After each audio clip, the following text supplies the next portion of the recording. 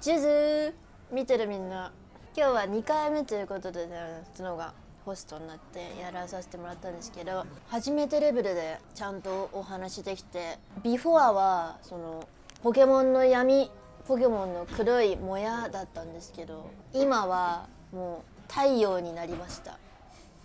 ありがとうございました。またジュズの中に組み込んでください。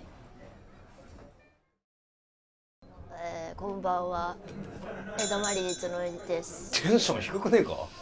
そういう系譜だっけか。そんなもんだったっけ。そんなもんです。テンション的に。テンション。ああ、そこそこ。江戸マリー角井です。本日は呪術渚しのみということでですね、前回はハリコルさんがホストで角がゲストに呼んでもらって、そっから角がいらねえだろてんの。わかるわ。角がホストになりまして、次ゲストをお呼びするというような形になって、それ永遠に繰り返していくというのが数珠のようだねということで、今数珠なら言えんじゃねえじゃねえか。回るだろ。始まった企画になります。で、ちょっと今もお声でもしかしたらね、敏感な方はお気づきかもしれませんが、ある方が来ていただいています。そう、ためなくてもいいからです。ではよろしくお願いします。はい、どうもこんばんは、こんにちは、おはようございます。はい、ミスターダメなんだぜことパーティーちゃんのすがちゃん最高ナンバーワンです。俺こんなキャラじゃないの、ミスったわ。入りミスったわ。いつもこうやってるんだと全然思いました。俺最近めっちゃ YouTuber 見てるからさ。ああ、YouTube 入り YouTuber っぽいちょっとそう挨拶しようと思ったけどちょっとね失敗したの。はい、すがちゃん最高ナンバーワンです。すっごいやっぱりテレビの香りがしますね。テレビの香り、それしょっぱなから。俺が電化製品の香りってこと？それともその出役としてのってこと？はい、それ中身のあれです。中身の方、はい、チャーリーとチョコレート工場だったらこう取れるんでしょ。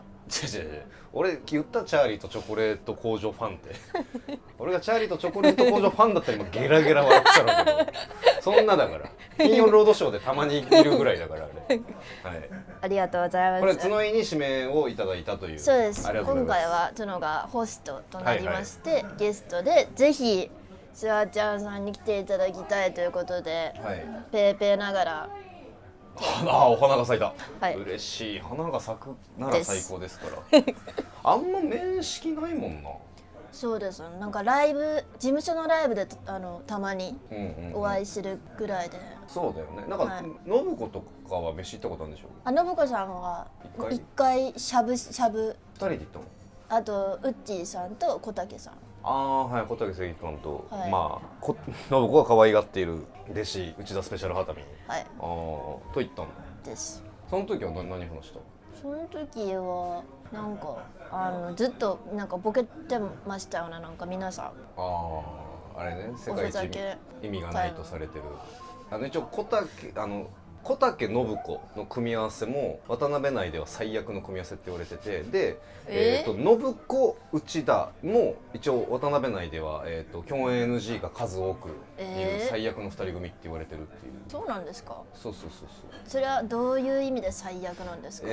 ガチャゴチャつまんないっていうガッチャンゴッチャンつまんないっていう、ケラケラ笑ってましたけどね。じゃあ広いんじゃない？もしかしたら坪井のそのディフェンス力というか。そういうことですか？そう。あと今何年目だっけ？楽しかった。2年目です。2年目なんかもう箸落として笑う世代よ箸落としは笑い世代だからそれはね、どんどんじゃあちょっと高くなっていっちゃうってことですか？笑いまでのその階段、どんどんゲラにはなってくんだけど、なんかね、まあいいわ、はい、すいませんといったことでした。はい。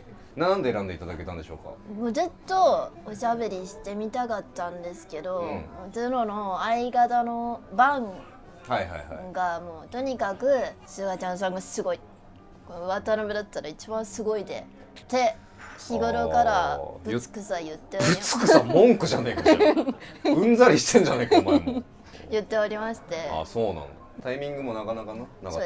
だからもうこのオフィシャルにカゴつけて、こりゃ幸いと思って。なるほどね。連絡しました。なるほど。いや、ありがとうございます。わざわ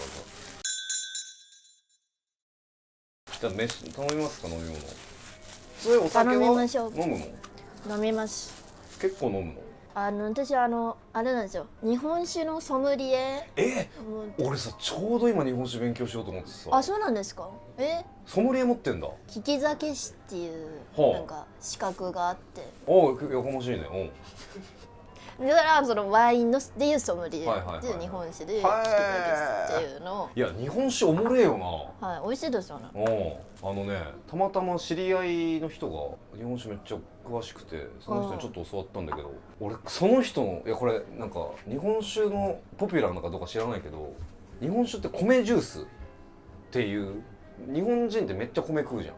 だから体に本来最も合う種類のお酒で、日本酒に合わない料理はないっていう。だってお米っていろんなものに合うでしょ。だから、ある種米ジュースだから日本酒ってめちゃくちゃ何でも合うし、ちょっとしたこの変化でも誰でも味が分かるくらいおもろいっていうのを聞いて、その人前おちょことか持ってたのよ。2つとか木箱に入ってる手作りの。自分でじゃない、誰かの手作りね。自分の著名な方の手作り。そう著名手作りで、それで飲んだりとかして、同じお酒なのに例えばゴツゴツのさ、口がさ厚い太いやつと薄いグラスとか飲むとね、食感というか、そう味わいが違う。全然違う。めっちゃおもろい。マジおすすめ。そのカメラの外に今メガネとヒゲの男が一人ずついたから熱く語ったけど、ちょっとじゃあ1杯目はビールですか。にしようかな。1杯目と言ったけども、その1軒目違う居酒屋行ってウーバーワールドでかすぎて店変えたっていうね。できたらここもウーバー流れてたらね、身内笑い的には最高だったんだけどね。なんかおつまみ しますか。絶対これ頼むわってやつ何？ポテトと唐揚げ。いや男の子大好き満腹セットじゃん。唐揚げ大好物です。唐揚げとポテサラが絶対頼む。ポテトとポテトと、ポテサラも2軍。2軍か。はい、あるなしあるじゃないですか。あとその変なアレンジ加えてるポテサラはちょっとなんかシンプルでいいってこと。はい、じゃあポテトと唐揚げ頼むか。すごく早くいただいて。はい、ありがとうございます。ありがとうございます。じゃあ乾杯の温度は、はい、私のこれも、はい、これホストがいや関係ない。この前回もこれ議論したんですけど、カリコルさんと、呪術なぎさしのみオリジナル掛け声を作るべきかどうかについて。いいんじゃない、そういうノリ。なんかいいと思うよ。俺なんかそういうのは腐らずやるって決めてるから。本当ですか。でちょっとじゃあ一回トライしてみていいですか。一回やってみる。はい、じゃあジュズ嫌いじゃないね。ジュズね。今これでジュズのバトンが当たったみたいな。うわ素敵。はい、うますぎ。美味しい。知ってた？お酒の CM とかテレビでお酒飲む時って2合までしかダメなんだって。なんでですか。なんか一気飲みを助長させたりとかあるから、こう2合までっていう。よろしくない。そうらしい。だから今本当は4合行きたかったけど2合で止めてみたわ。公式だから。公式で。ジュズを見てくださった皆さんがね、真似しちゃうかもしれない。確かにね。ジュズで。じゃあポテトとなんだっけ、唐揚げ。飲んでる時食う？はい。じゃあ俺あんまね食わないんだよね、飲んでる時。そうなんですか。だから全然好きなもん。でもね、いやいいです。俺ねほんとね、俺もうこの先どうなっちゃうの不安だよってぐらい刺身好きなの。もう怖いの俺。珍しい。刺身と寿司がもうむっちゃ好きで。スーパーとか寄って全然違う用事でスーパー行っても、もういつの間にか鮮魚コーナー見てるのよ。絶対買っちゃうの。何が好きなんですか、一番ネタで。これね、ほんと好きで毎日のようにほぼ食べてて、いろんなお寿司屋さんもいろんなとこ行ったし、お刺身もいっぱいいろいろね買ったけど、サーモン好き。結局ね、恥ずかしいね。これはサーモンは美味しいです。サーモンうめえじゃん。お作り、本日のお作り頼もうかな。よし、これでいこう。1回目がカリコルだったんだよな。そうです。で2回目が俺か。その他はなんか先輩とか仲いい、よく行く人は誰に？渡辺だったら豆さん豆鉄砲さんとかは仲良し。行ったりもする。はい。行きますし、女の人だったらそれこそ足腰さんとか。てか足腰元気教室の先輩なんだ角井より。1年先輩。2年目今2年目で足腰さん3年目だから。そっか。はい。じゃあめっちゃ先輩じゃん俺。俺10年目だもんだって。はい、大先輩です。引くなそうなんだ。俺2年目の時10年目の人めっちゃ先輩だと思ったもんな。はい。なんかそっか気の流れだね。でもあんま思わないだろ。いや思います。先輩だって。はい思いますし、なかなかやっぱ話しかけられないです。そのライブとかでお見かけしてもなんで気軽にはいけないです。ちょっと怖いですし。最悪なんですけど俺怖い。怖かった。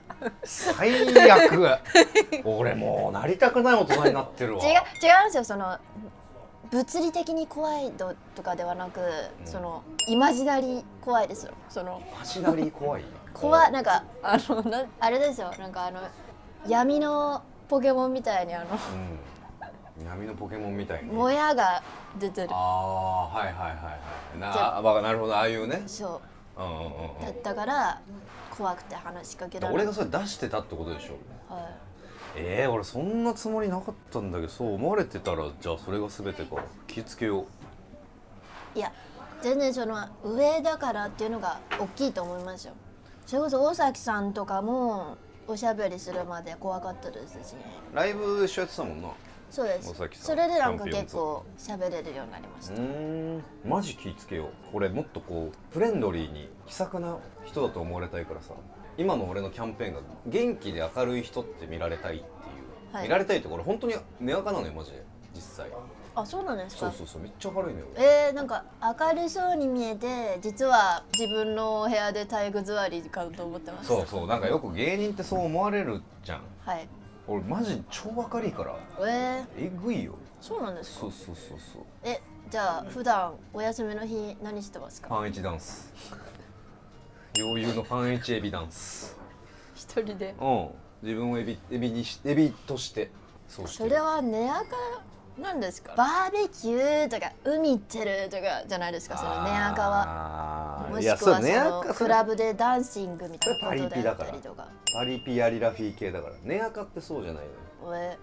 俺別にそういうのはもうあと30俺今年2だからさ、さすがに一旦もう上がらせてもらってるというか、その辺は20代の時はそりゃさこうやって踊ってたよ。VV とミラーボール片手に。片手ねえよあれ掲げられてるもんだから俺思っちゃうんで。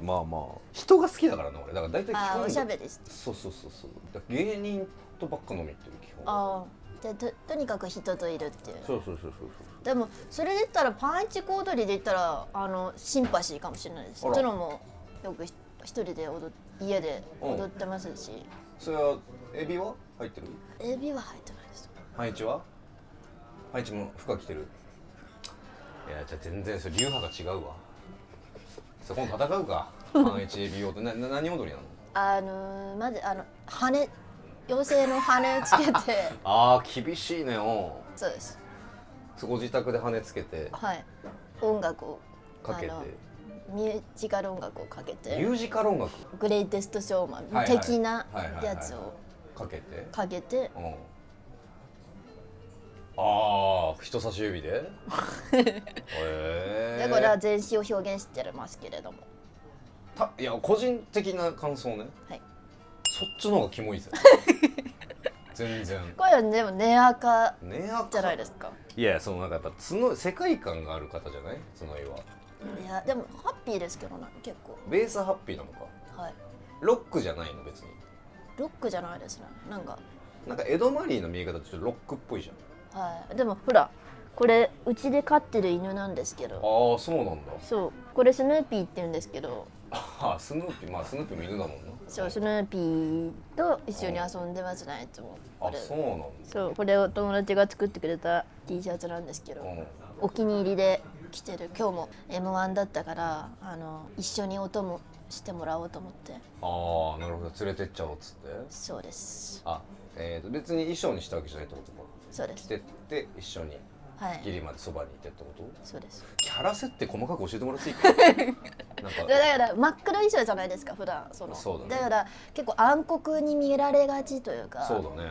なんならちょっと怖く見えるんですけど、本当はこういったパワーパフガールズみたいなのが好きなんですまあまあ色味とかね。はいまあまあそっか。本来の好みというかね。そうです。なんかこの前さ深夜の蜂蜜でさ、はい泊まりのロケあったじゃない。あれ見てたけどさ、はいテレビ映えするような顔が。あそうですか。テレビで見て、いや別に実物が可愛くないってわけじゃなくて、テレビで見るとより可愛く映る、そうですか。テレビ映えする顔普通逆じゃないですか。なんかテレビで見たるよりもみたいな。いやだからなんつうんだろう、画面で見て映える顔というか、嬉しい。めっちゃいいと思う。だから俺友達から何人か連絡来て、一人はメモ江戸マリー角井可愛いって来て、そう俺をメモ代わりされたんだけどとか、なんか角井ちゃんって後輩とか来たりとか、結構連絡来た。じゃあ結構見てる方多いんですね。そうだから根こそぎ無視したけど俺のこと言えと思ってしかも女の子からも来たよ。本当ですか。女の子からも角井ちゃんって子可愛いとか。ちょっとじゃあよろしくお伝えください。なんか前さ確か俺らのさ YouTube チャンネルでさお電話させて。そうなんか俺の顔が何点みたいな企画で、好きなタイプ言ってた時なんか覚えてたわ。ちょっと男っぽい人好きって言ってた気するな。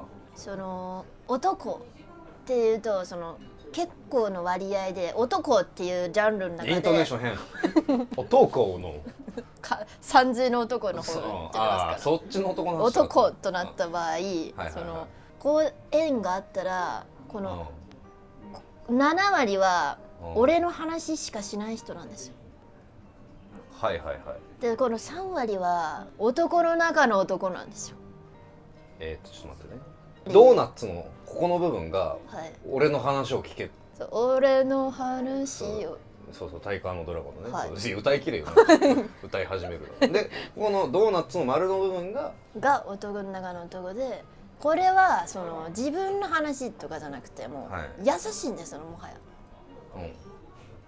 優しいんですよもはや、そういうことです。そういうまあいいや、了解なるほど。まあ見た目はでも結構バラバラなんですよね。好きになった人、それこそ、前は高橋一生さんというかが好きだった時もちゃんとかっこいいね、ああいう塩顔とされる、あるし、チャウヌっていう韓国のなんかチャウヌ、イケメンみたいな人好きだった時もあるし、結構バラバラなんですけど。じゃあそんな強く好みがめっちゃあるわけじゃないのか。そうですね。顔に関してはなんかあんまどっちかっていうとその男の内面なんかもしれないですね。だからハマる内面。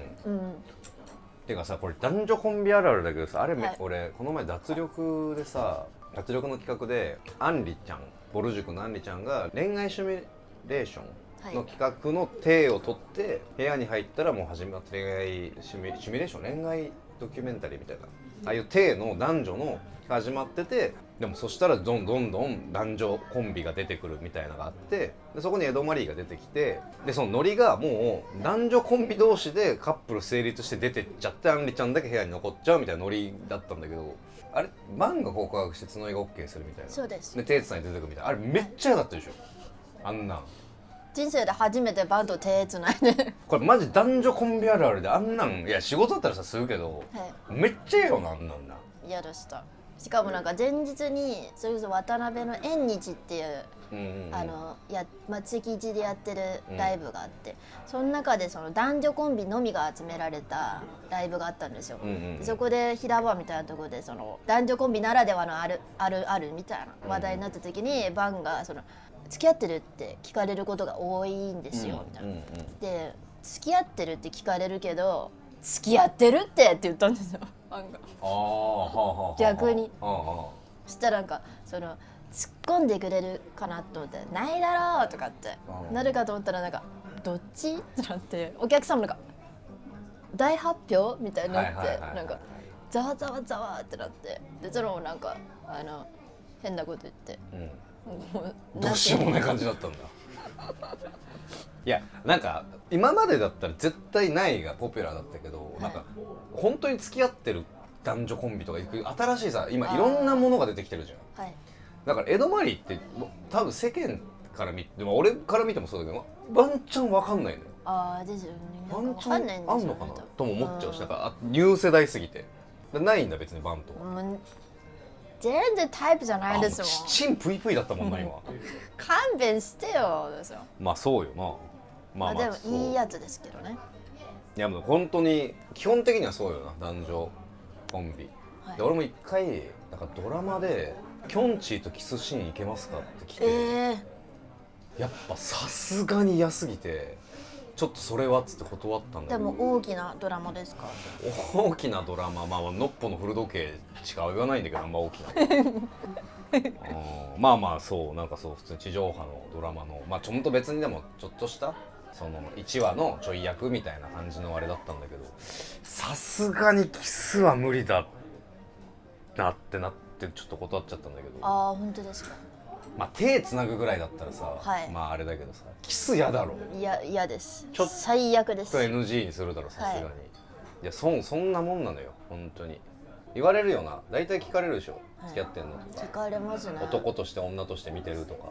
はい、でもなんかバンがその髪長く なるとなんか長くなればなるほどあんま聞かれなく なってきましたけどね。なるほど、ね、なんか一見女の子に見えるみたいなことも言われたりとかして。見れるか、見れてたまるか、あいつ闇トカゲみたいな見た目してんだから。だからお友達のお母さんが女コンビなのかと思ったとかって言ってて、まあそういう見方もあるかとか。なるほどね、はい、仲はいいの？仲良しですね。そうなの。まあいいね、じゃあ一緒に映画とか行ったりするし、そうね。なんか男女コンビってでもそれがあるかも。異性は異性だからなんとなく仲良しくはどっかできるみたいな感じはあるかもね。やっぱずっと一緒にいるわけじゃないから、それがいいのかもしれない。なんかたまにいい距離感かもしれない。それこそお二人と遊んだりしますか？ご飯行ったりとか。いや3人でだけとかどっちか2人とかは行かないけど、まあ誰かいて打ち上げあるとか、なんか誰か一緒飲み行くとかは別に全然ある。仲良しですか？仲良し、まあ俺がずっと避けてたんだけど。そうなんですか？今日も仕事終わりにタバコ吸おうって言われたやつとか走って巻いて逃げたりとかして。なんでですか？なんでそんな長くいたいと思わないの。うっせえし。なんかお笑いっぽい、なんて言えばいいんだろうな。俺芸人となんで飲んでるの好きかっつったら、めっちゃこのお互いボケたり突っ込んだりとかめっちゃしてる時間がすごい好きなのね。はい。あいつらボケもツッコミもっていう概念で生きてないから、俺がボケてもへへだし、俺が突っ込んでもへへだから、もうどんどん芸人とテクニック的なやり取りをしたくなって、あいつらずっといるとそういうのができないから、だから早く帰って他の芸人に会いに行くっていう。あれ今あれですよね、ルームシェアみたいなそうされてますよね。ルームシェアしてるデンさんとかと。そうリンダからのデンとかミスター大冒険の伊福とかと住んでんだけど、いやだからまああいつらとずーっとたまにもう高速も長くて毎日朝から晩まであいつらといる時とかはもう急いでチャンピオンズの大崎さんとかそういうパンポテの谷さんとかに会いたくなるんだよ。なんかお笑いっぽいお笑いをしてくれる、プライベートでもしてくれる人に会いたくなるっていう、ロングロングの長峰さんとか。何言ってるか分かんないか。分かります。ギリ分かるか。はい。これ話すと結構きっしょいって言われるんだけど。そうですか。そんなきっしょ見なかった。きっしょ見なかったです。そうだろうなって思います。そうだろうな。分かり合ってもらえたならまあいいんだけど。ありがとうございます。はい、最高、嬉しい。このお通しが絶品だったんですけど。お通し結構爆笑うまかったな。びっくりした。つみれみたいな、なんだ。おかわりしたいレベルで美味しかっためっちゃうまかった。シュワちゃんさんはどういう人がタイプなんですか？好きな人。いやめっちゃ変わって、うん、30過ぎてからギャルと一緒にいて、あなんか今までこうふわふわしたあ、はい、可愛らしいみたいな天然みたいな子が好きだったんだけど、はい、もう今真逆、しっかりした人を好き。あこうちゃんと自あ、分の現実足をしっかりと踏みしめた。地に足どころじゃなく地に根っこ付け、地根っこのちゃんと自分の意見はっきりある。どちらかというと強気じゃないけど、まあまあ気の強い、気はね、いやあんまでも気は強くない方がいいかな。あでもこれさ、そういう人ってやっぱ気が強い子が多いじゃん。あ、はい、結局でもまあ俺の前だと全員猫ちゃんになっちゃうから猫はい、その猫の足ねとか切る時の猫のね感じで両手猫ね。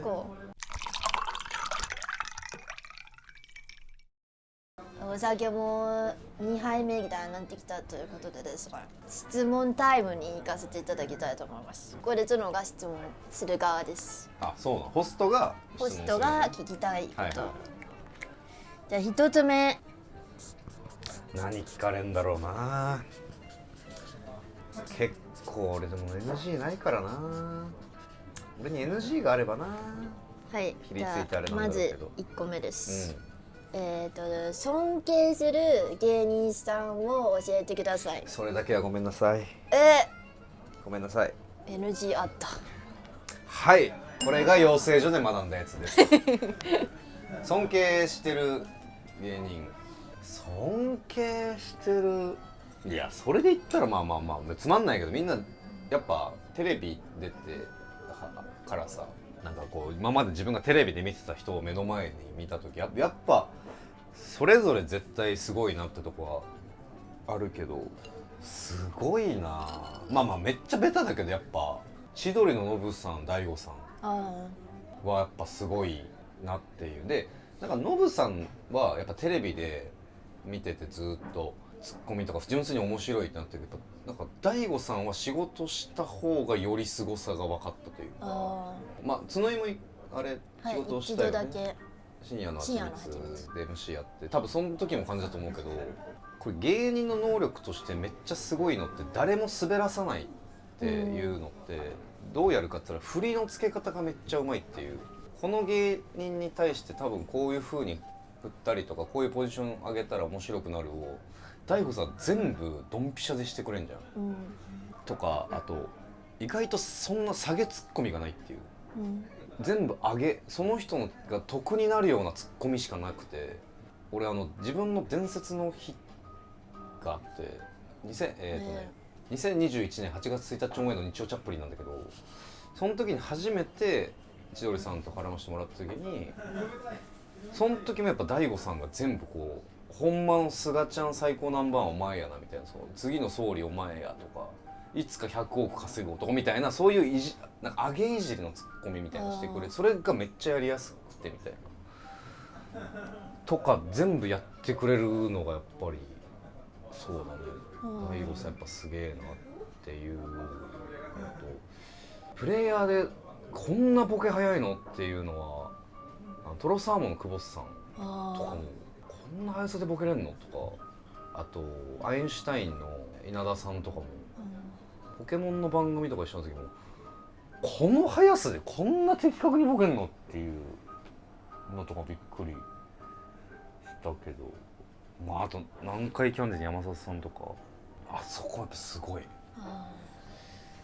やっぱもうパーティーちゃんさんテレビ結構いろんな方とご一緒されてるから、すごいなんかそういうの聞けるのすごい面白い。なんかいや、これで面白いよ、実に面白いすぎるから、そのヒゲすぎたから、この三角ヒゲね、博士ヒゲ、ヒゲ整えるぐらい面白いなと思って。いやでもやっぱみんなすごいね、売れてる人って。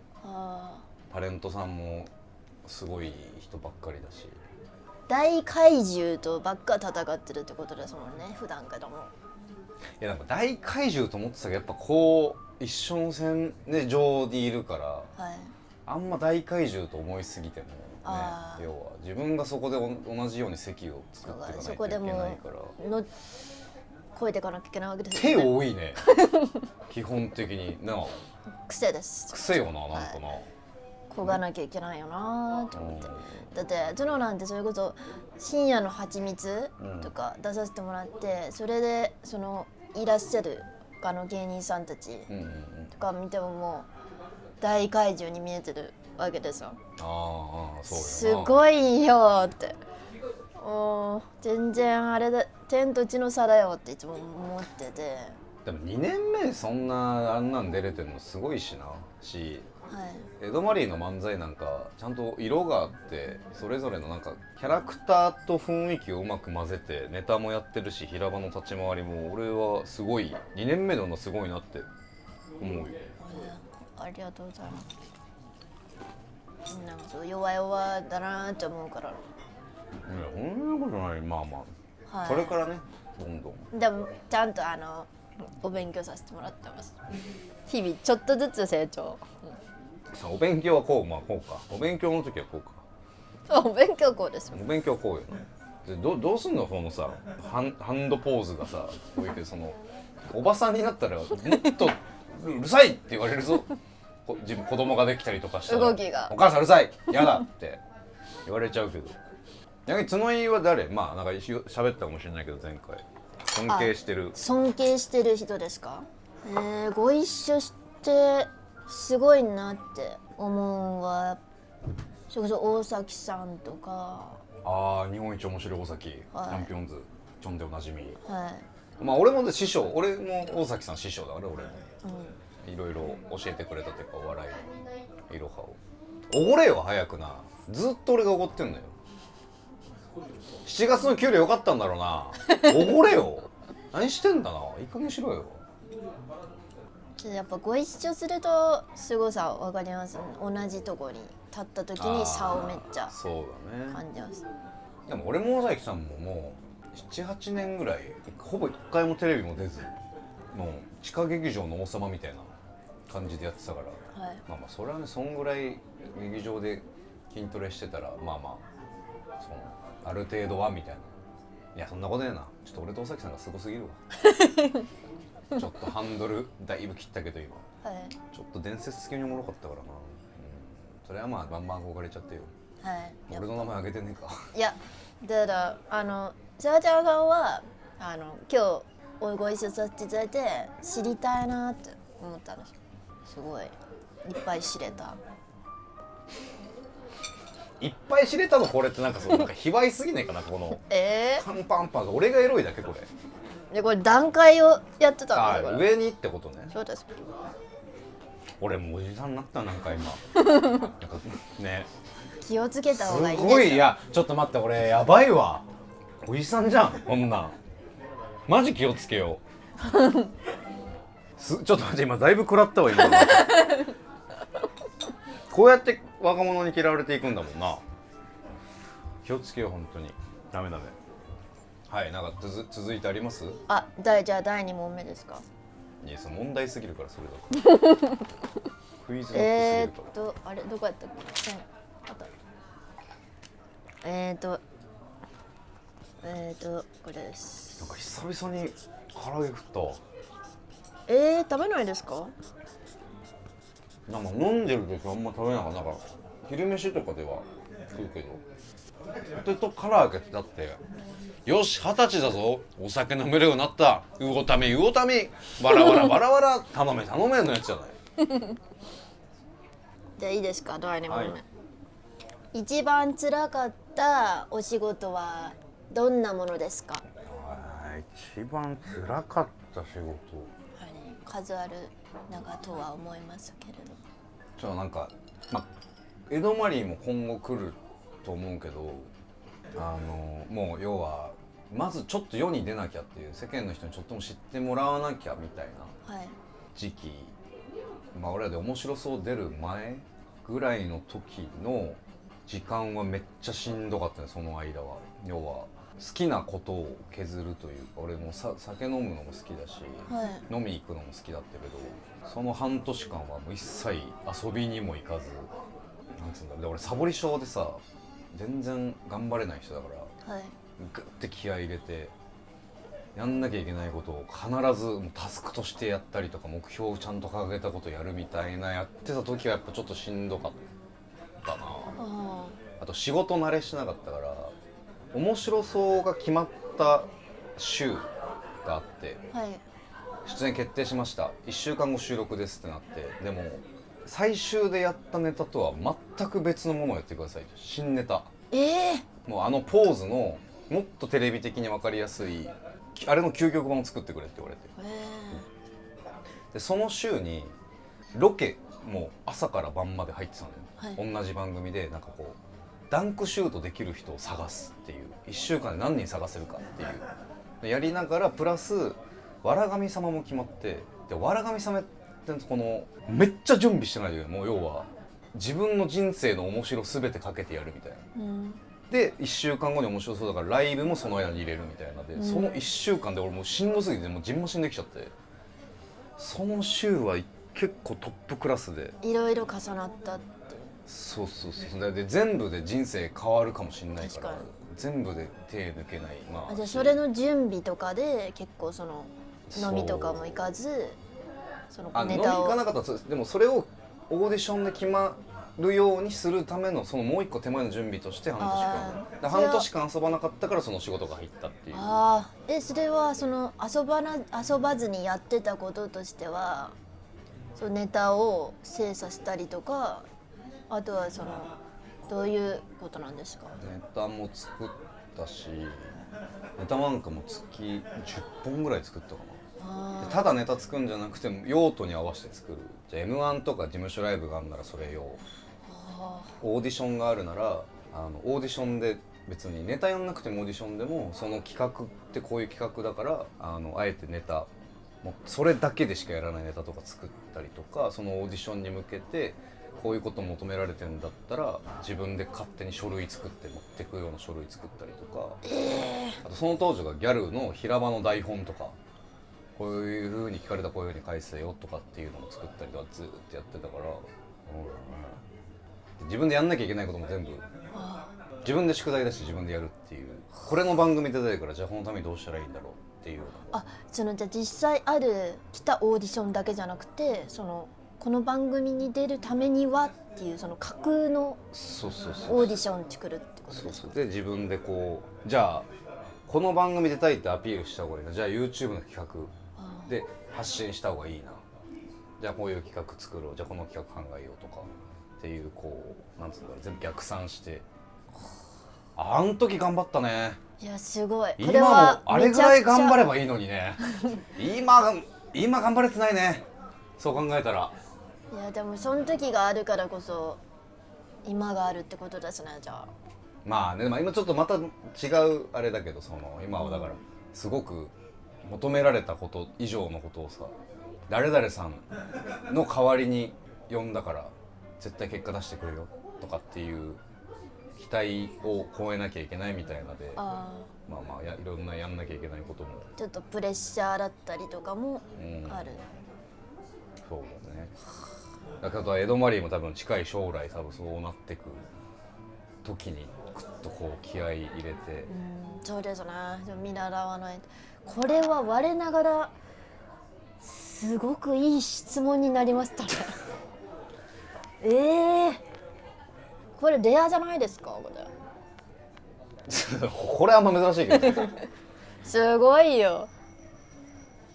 まあそんなだから別に俺は才能が売れれなかったからずっと10年近く、じゃあもう頑張んないとと思ってそうで、多分大崎さんも俺も大崎さんがこの前、TikTok でちょんちょんちょんちょんちょんってすんないよみたいな TikTok をやってるのとか、もともとあの人超尖ってて、俺はもう漫才しかやらんと、その漫才が俺興味ないねん、それであかんかったら死んだるわみたいな人がピンク色の衣装着てでっかいわけわかんない大ちゃんって言ったら踊り始める化け物とちょんっていうリズムやってるのを俺がこうやってる時なんかめっちゃ感慨深くて、でもそれも正解だし、だって別に生き方変えることも全然正解だけど、なんかねグッときた。じゃああれですよね。だからその自分の大きい目標のために折れなきゃいけない部分があったとか、本当はこういうことがあってたとかね。まあ、しんどい時期って言ったら、まあ、その時はちょっとまあまあ慣れてもなかったししんどかったなっていうかな、時期で言ったら。これはいい話が聞けました。口が開いちゃいました。あら驚きすぎてはい。あの口になっちゃったことかも。おうです。おうかいねえおうかいこの口の形がね、あっていうのことが基本的には母音でこうガッて口が開くけどね、おうの形でね。はい。さあ続いてさあ、じゃあいいですか。これが3つ目の質問になります。俺さ、毎日とは言わないけど後輩から予約が入るのよ。こういうふうになんか今語り慣れてたでしょ、めっちゃ。なんでこんな語り慣れてるかって言ったら俺後輩からちょっと大体悩みあったり相談事がある後輩は小竹とかデンが必ず俺を紹介するのよ、後輩を。はい。でマネージャーもそれ菅さんに相談してみたらっていうので、今俺相談飲み会の取り置きがすごいあんのよ。だから一昨日もドリルフィンフィンズとさあ相談ありますコンビで飲んでさ4時間菅野論みたいなの語ってさ、もうなんか恥ずかしい、こんなそれさそれもう千鳥大悟とかがやるやつだからパーティーちゃんの菅ちゃん最高ナンバーワンがすることじゃないのよ。あ、でもやっぱりあれじゃないですか。その芸人としてもそうですけど、プロデューサーみたいなとこでも尊敬。ダサいってそんなプロデュース能力。赤スーツキャラ芸人が偉そうにもうでも俺も好きなのよ、ベラベラ語んの。狭間なのよ、このそれが好きな自分と、いやーきっしょいなって思う自分が戦ってんのよ。次ふざけるわ。はい、ダメですよ。いいですか。第3、売れたなーと感じた瞬間。お前語りやすそう語りやすそう。これ似顔絵。すいません。あら、これ俺の似顔絵、ちょっとだからここだけ空洞で髪の毛もないしその絵にはこう見えてるってこと俺が。はい。ああ非常に残念だね。なんかかっこいいと思って生きてるけど売れたなと思った瞬間か。これレモン一絞りしていいですか。ああいっちゃって。はい。全然2絞りでも3絞りいい4絞りぐらいだけど、その生き方的には人が長いのか。一思いに行きます。あら一絞りで一思い、はい。ね、こういうことか。さあ酒が入ると精度が落ちると。売れたなってまだ思ってないな、1ミリも。そうですか。だって結構もう人気者、街中であ、パディちゃんだって言われることありますよね。下品な街だなパディちゃんだっていやまあ声かけてくれたりとかははい。嬉しいけど、俺目の前でさドカ売れを見てきた世代なのよ。それこそ俺同期が厚切りジェイソンなんだけど、デビューしてデビュー前に荒引き団のアラワングランプリっていうので優勝して、デビューした2ヶ月後に R1 決勝行って、ジェイソンがめっちゃ当時まだバズって言葉はそんなかったんだけどバズったのが有吉大統領っていうネタ番組があって、そこで初めてジェイソンが Why Japanese People って深夜0時ぐらいの番組で有吉さんの番組なんだけどやって、一晩1時間ぐらいでフォロワーが何万人ってブワーって増えて、フォローいいねが来すぎて携帯の充電追いつかないみたいな、だからずっと充電切れてるみたいな、とかで、その後にブルゾンが売れて、でその後第7世代で4000とかあの辺がバーってで、それ池崎さんとかもノラさんとかも売れたの見てるから、あれが俺の中で売れたのよ。もうなんつうんだろう、毎日見る、寝る間もないみたいな。1日 3,4 時間睡眠でとか、紅白出てとか、その年の顔みたいな、が俺の中の売れた。だからあんまり昔に比べたらちょっとお仕事いただけるなとは思うんだけど、多分ギャルもそう思ってるな。